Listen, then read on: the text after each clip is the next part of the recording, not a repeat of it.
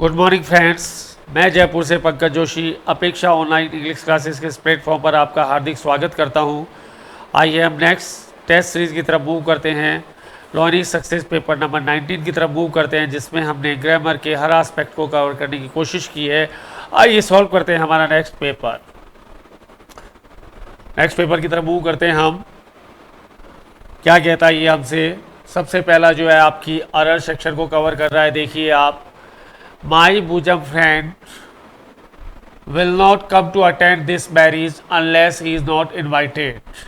bosom friend का मतलब पक्का दोस्त, to attend उसका आना, unless he is not invited, unless की ग्रामर अप्लाई करनी है। unless के साथ यहाँ पर नॉट नहीं आएगा, यही आपकी ग्रामर है। unless के साथ यहाँ पर नॉट का यूज़ नहीं होगा, क्योंकि unless खुद नेगेटिव है तो इसमें दूसरा नेगेटिव नॉट नहीं आएगा।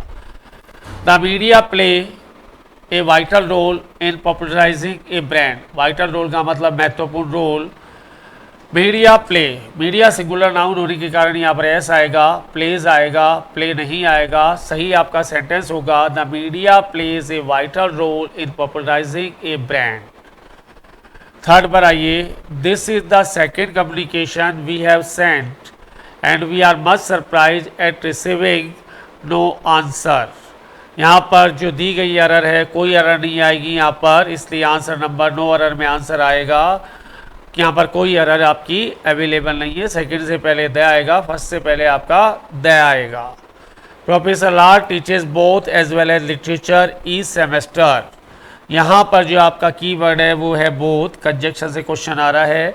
बोथ के बाद हमेशा एंड आता आएगा, एज वेल एज नहीं आएगा। एज वेल एज को जाना पड़ेगा और एंड को यहाँ पर आना पड़ेगा। बोथ के बाद कभी भी आपका जिसे कहते हैं एज वेल एज नहीं आएगा, हमेशा एंड आएगा। नेक्स्ट क्वेश्चन पर आइए आप, क्वेश्चन नंबर 5 आपका, she is wealthy and can afford all the pleasure of life.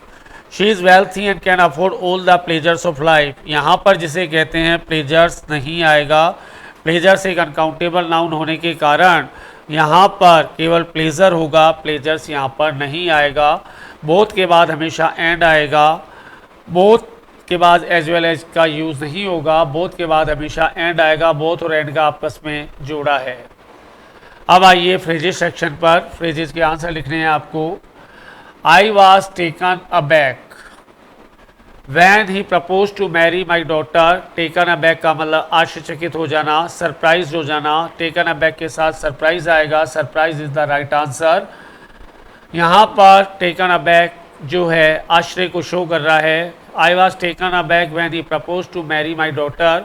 मुझे आश्चर्य हुआ, सरप्राइज हुआ जब उसे मेरी डॉटर से प्रपोजल दिया शादी करने का। 7th पर आइए, he had to eat humble pie. He had to eat humble pie for his intense rudeness। eat humble pie का मतलब होता है काटो तो खून नहीं, बहुत ही शर्मनाक स्थिति, बहुत ही अपमानित स्थिति। Answer number B is the right answer, suffer humiliation. Intense rudeness का मतलब बहुत ज़्यादा बेशर्मी, बहुत ज़्यादा रूखापन कहलाएगा इंटेंस रूडनेस। आपका हेड टू भूतकाल की मजबूरी है, उसे अपमानित होना पड़ा था, उससे जिसे कहते हैं कि काटो तो खून नहीं वाली परिस्थिति से गुजरना पड़ा था। Eat humble pie. She played ducks and drakes. Play ducks and drakes, पैसा पानी की तरह बहाना, पैसे को स्प्लज करना। With her money. Play ducks and drakes का मतलब है पैसा पानी की तरह बहाना। Spent lavishly is the right answer. पैसे को बिना सोचे समझे खर्च करना स्क्वेंडर कहलाएगा, स्प्लर्ज कहलाएगा।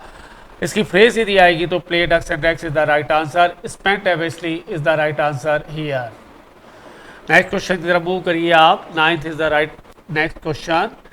ही is fine man but to call him a saint is laying it on thick. आपकी फ्रेज है लेइंग इट ऑन थिक। वो बहुत अच्छा आदमी है मगर उसे संत कहना क्या होगा? बात को बढ़ा चढ़ाकर कहना होगा। आप एग्जेजरेशन कर रहे हैं कि वो संत है, अच्छा इंसान है, एक अलग मैटर है, वो संत है, एक अलग मैटर है। आप एग्जेजरेशन कर रहे हैं। एग्जेजरेशन करने की जो फ्रेज आएगी वो आएगी ड्राई अलोंग, वो भी आ सकती है, लेकिन यहाँ पर जो है ले इट ऑन थिक का मतलब होगा एन एग्जेजरेशन।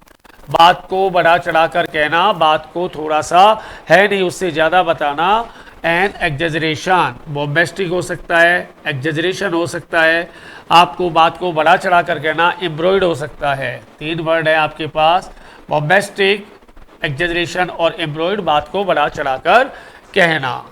10th पर आइए आप, the minister took A bird's eye view of the problem.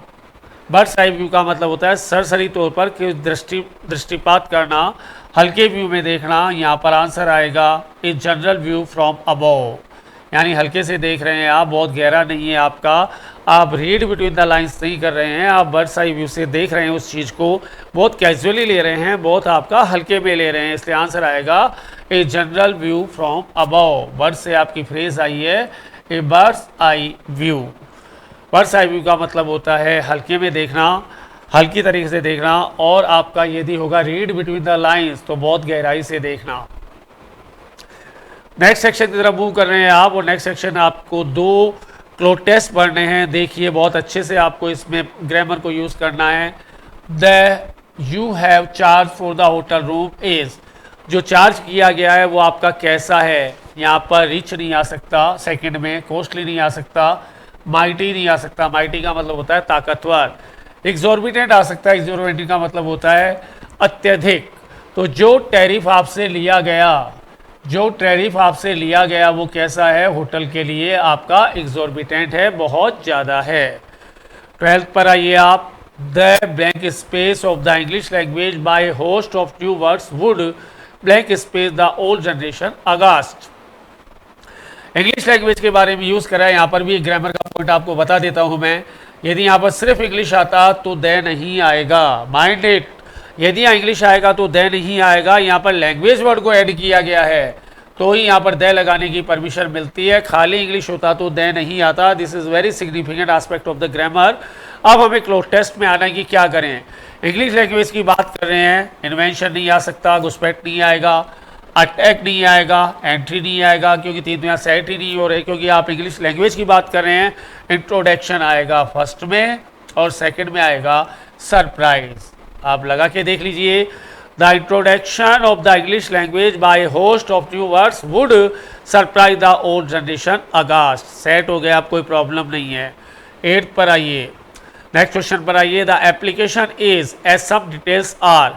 Application को क्या किया गया, रिटर्न नहीं, रिवर्टेड नहीं, रिफ्यूज नहीं, क्या किया गया, रिजेक्टेड किया गया, उसके कुछ डिटेल्स मिसिंग होने के कारण। तो अब आपका क्लोज टेस्ट आता है, the application is rejected as some details are missing. आपकी यदि ग्रामर प्रॉपर है, वोकैब चैनल आपका प्रॉपर चल रहा है, तो आपको क्लोज टेस्ट में कोई प्रॉब्लम नहीं आएगी।